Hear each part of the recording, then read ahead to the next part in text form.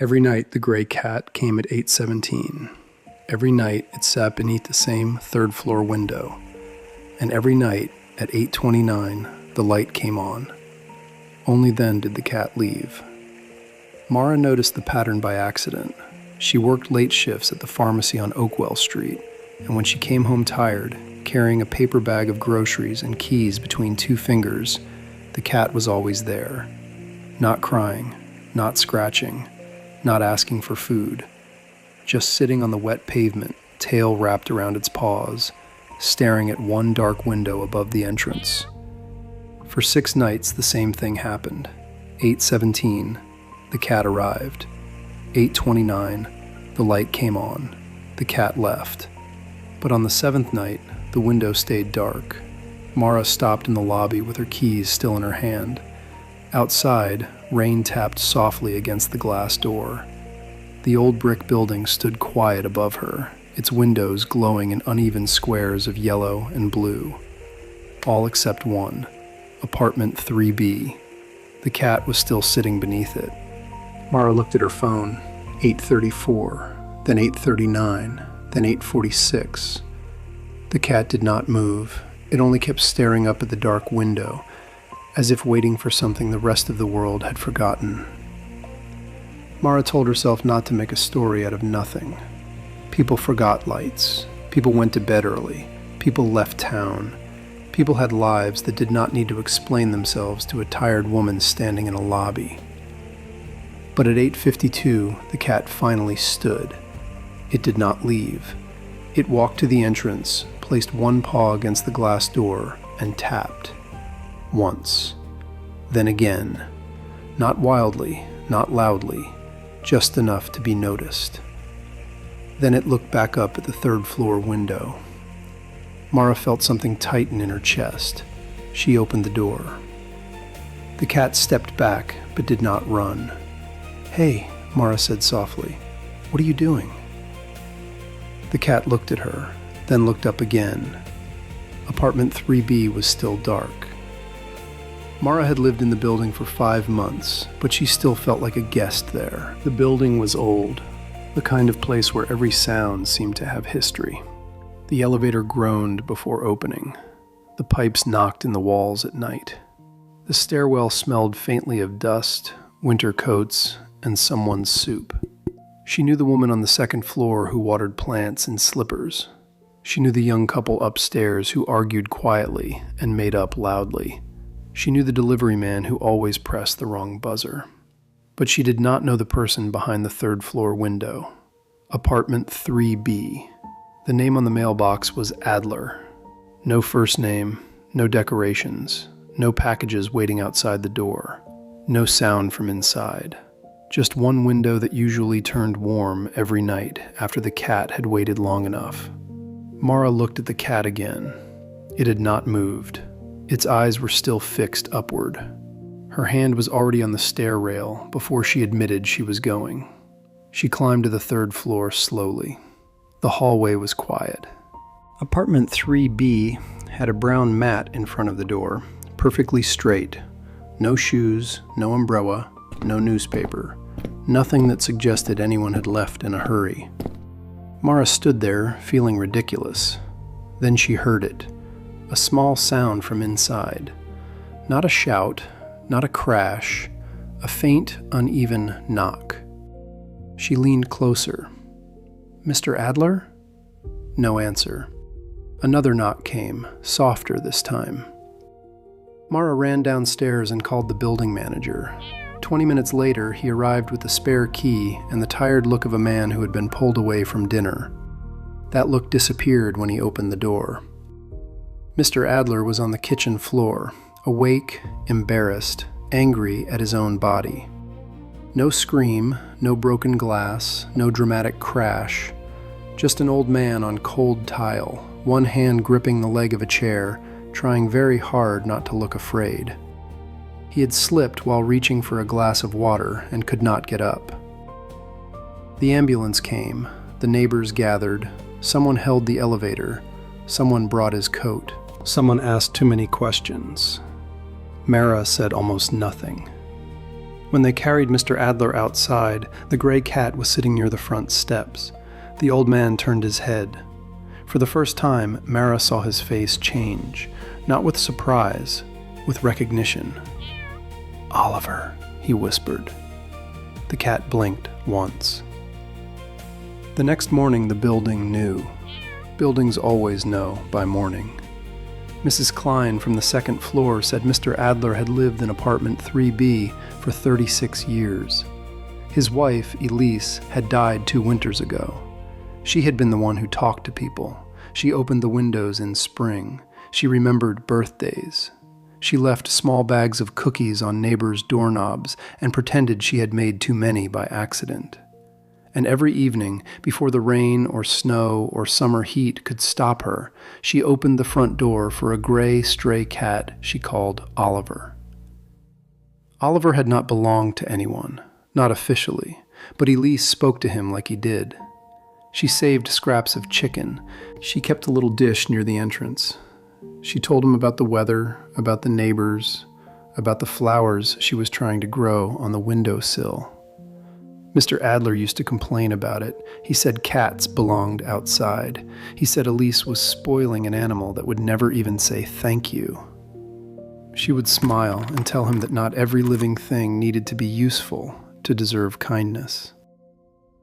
After she died, the dish disappeared. For a while, Oliver stopped coming. Then one evening, Mr. Adler saw him beneath the third-floor window, sitting in the rain, looking up. Mr. Adler did not open the door that night, or the next, or the next. But on the 4th evening, he turned on the light. He told himself it was because the room was too dark.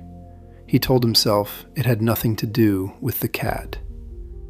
Oliver left as soon as the window lit up. The next night, the same thing happened.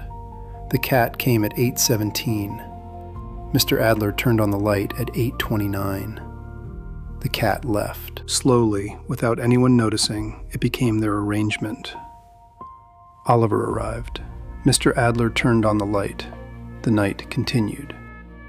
Some evenings, Mr. Adler opened the window a little.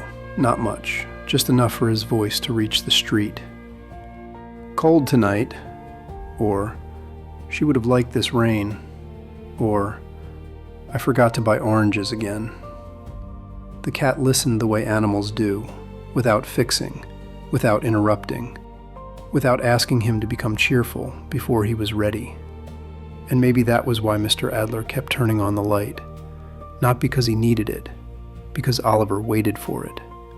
The light became proof that someone was still inside, proof that the evening had not swallowed him whole, proof that grief had not erased the last warm square in the building. When Mr. Adler came home from the hospital 3 days later, he moved slowly. A nurse walked beside him. Mrs. Klein carried a bag of groceries. The building manager had installed a small handrail by the kitchen. The young couple upstairs had replaced the broken bulb in the hallway. Mara left a cheap nightlight outside his door with no note. No one made a speech. No one said, "We are here for you." People often say things like that when they do not know what to do next. Instead, they did smaller things. Soup appeared. The mail was brought upstairs. The front steps were salted before morning. A chair was placed near the lobby window, though no one admitted who put it there. That evening, at 8:17, Oliver came back. Mara watched from the stairwell window. The cat sat in the same place beneath the third-floor window. The window stayed dark. 8:29 passed, then 8:30, then 8:31. Mara almost reached for her phone. But then the curtain moved. A hand appeared, thin, slow, careful. The light came on.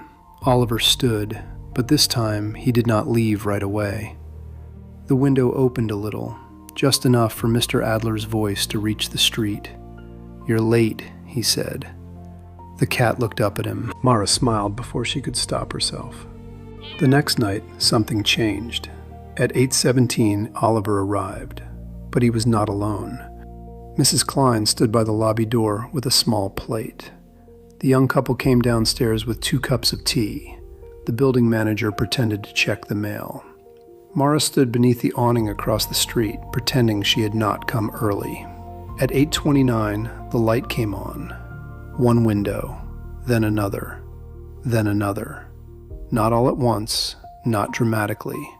Just one warm square after another appearing in the old brick building. As if Oliver had not been waiting for one light after all. Maybe he had been teaching the whole building how to turn them back on. Mr. Adler opened his window.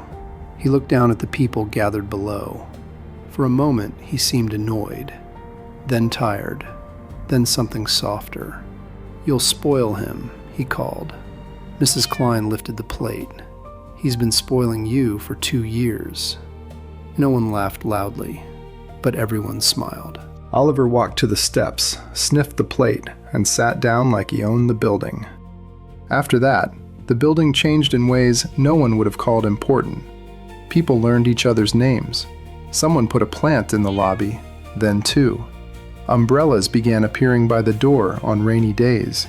The young couple stopped arguing in whispers and started saying good morning. Mrs. Klein left extra soup by more than one door.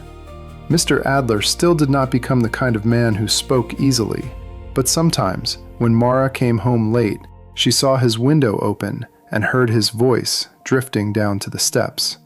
"Cold tonight," or "She would have liked this rain," or sometimes nothing at all, just the light, just the cat, just the quiet proof that someone was still there.